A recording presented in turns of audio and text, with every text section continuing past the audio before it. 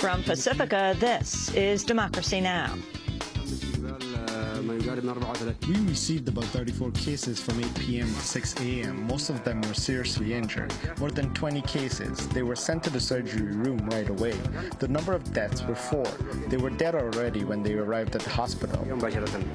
Clashes continue across Yemen as President Ali Abdullah Saleh's refusal to step down continues. Dozens have been killed since Monday. We'll go to the capital of Sana'a for the latest.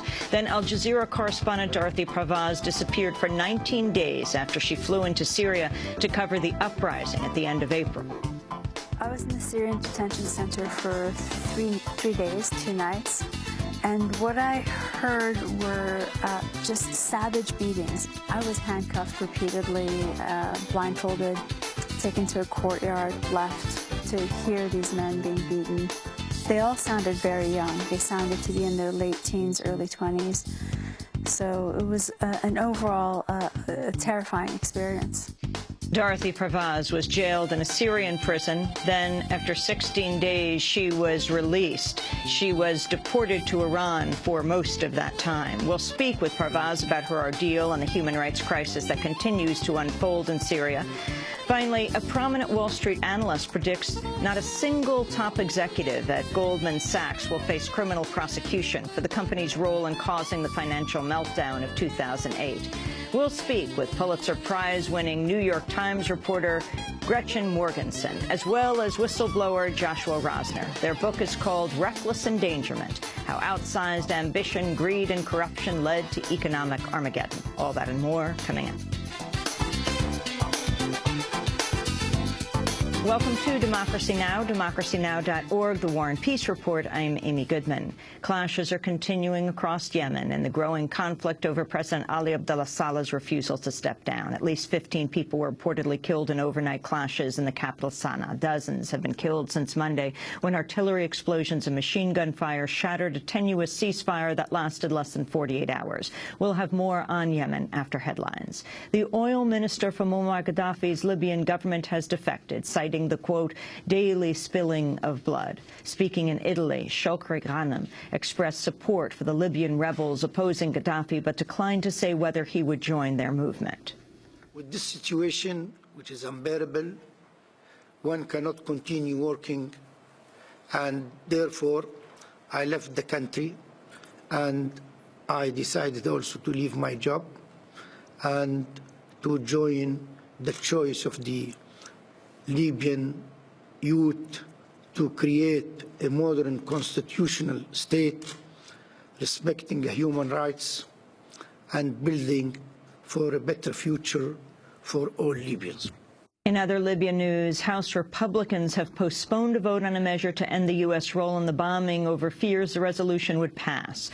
The proposal from Democratic Congressmember Dennis Kucinich of Ohio cites the Obama administration's apparent violation of the 1973 War Powers Act, which requires congressional approval for military action after 60 days.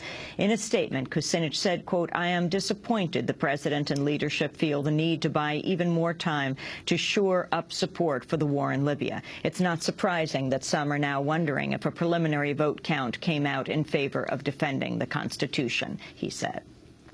The Obama administration's downplaying the latest plea from Afghan President Hamid Karzai for NATO to stop attacking Afghan homes. Karzai criticized the U.S.-led NATO force after 12 children and 2 women were killed in a bombing on Sunday. Secretary of State Hillary Clinton said only that the U.S. will continue to do everything it can to express regret. We're going to continue to do everything we can to express our deep regret when a terrible incident occurs and civilians are injured or killed. And I would only underscore that that stands in stark contrast to the indiscriminate killing, the suicide bombing, the IED, the improvised explosive devices that are used by the insurgents without regard for any human life. Dozens have been killed in Pakistan after some 200 Afghan militants crossed the border and attacked a military checkpoint. At least 27 troops and 35 militants died in the day-long battle. The violence came just one day after a top Pakistani general announced plans to stage a sweeping military operation against insurgents in the region. In Bahrain, government forces have attacked protesters just hours after lifting a near three-month martial law. Human rights activists say rubber bullets, stun grenades, shotguns and tear gas were used in the crackdown on protesters in 20 villages. In the capital, Manama, large groups of police officers descended on locations where demonstrators had called for protests. The Obama administration's been largely silent on the Bahraini government's efforts to crush the protest movement. Bahrain is a key U.S. ally and home to the Navy's Fifth Fleet. An Egyptian court has announced ousted President Hosni Mubarak will stand trial in early August on charges of corruption and the killing of protesters. Mubarak's sons will be tried on charges of corruption at the same time. The case marks the first time in modern history that an Arab leader has been toppled and tried by his own people. The Obama administration's announced it will again sit out a UN conference on racism following its initial boycott of 2009. The UN is hosting the World Conference Against Racism in September to mark the 10 years since the process that began in Durban, South Africa in 2001. Bush administration diplomats walked out of the Durban conference after delegates proposed a resolution likening Zionism to racism. New York State has filed a lawsuit alleging federal regulators failed to conduct a complete environmental impact study before authorizing the controversial natural gas drilling technique known as hydraulic fracturing, or fracking. Hydraulic fracturing has been linked to contaminating water supplies through the release of methane gas and other chemicals. New York Attorney General Eric Schneiderman is demanding a new environmental impact study before any fracking is carried out. New York State has also suspended involvement in the controversial federal immigration enforcement policy that requires local police to forward fingerprints of every person they arrest to the U.S. Department of Homeland Security.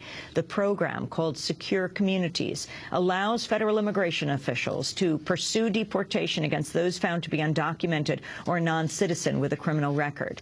New York Governor Andrew Cuomo says state officials will investigate the program to determine whether it's undermined law enforcement and harmed immigrant communities, as critics have alleged. New York's the second state to opt out after Illinois became the first last month.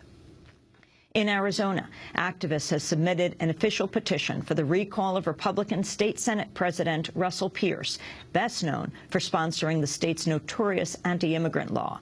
Pierce's opponents have collected over 18,300 signatures, more than double the required amount. Florida Governor Rick Scott has signed into law a measure that requires prospective welfare recipients to pay for and undergo drug testing. Applicants who test positive for drug use will be barred from receiving government assistance for 1 year or until they complete a drug abuse program. Those who pass the test will be reimbursed for the cost. In a statement, the American Civil Liberties Union of Florida said, quote, "This law subjects Floridians who are impacted by the economic downturn to a humiliating search of their urine and body fluids without cause or even suspicion of drug abuse." Palestinians have marked the 1-year anniversary of the Israeli attack on a Gaza-bound aid flotilla that killed 9 people and left dozens wounded. In Gaza, Palestinian residents boarded boats and carried the Palestinian and Turkish flags in honor of the Turkish ship raided by Israeli commandos. Palestinian solidarity activists are preparing a new flotilla sailing to Gaza for later this month. A new report from the International Atomic Energy Agency finds Japan underestimated the danger of tsunamis and failed to adequately prepare backup systems at the Fukushima Daiichi nuclear plant. The IAEA echoed a widely held criticism that collusion between the nuclear industry and regulators resulted in a lack of oversight and inadequate safety levels at the now-stricken plant. The report comes as Japanese Prime Minister Naoto Kan has survived a no-confidence vote in the Japanese parliament. Honduras has been readmitted to the Organization of American States nearly 2 years after its suspension in the wake of the ouster of then-President Manuel Zelaya. Ecuador was the lone nation to vote against the decision, citing continued human rights violations and impunity. Zelaya's return to Honduras over the weekend had long been a key condition for readmission. You can go to our website at democracynow.org for our exclusive coverage of President Zelaya's return home from Managua, Nicaragua by plane, and then what happened over the next few days.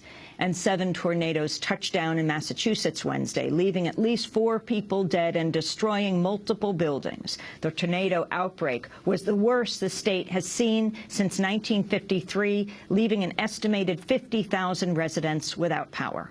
And those are some of the headlines. This is Democracy Now!, democracynow.org, The War and Peace Report. I'm Mimi Goodman. And I'm Juan Gonzalez. Welcome to all of our listeners and viewers around the country and around the world.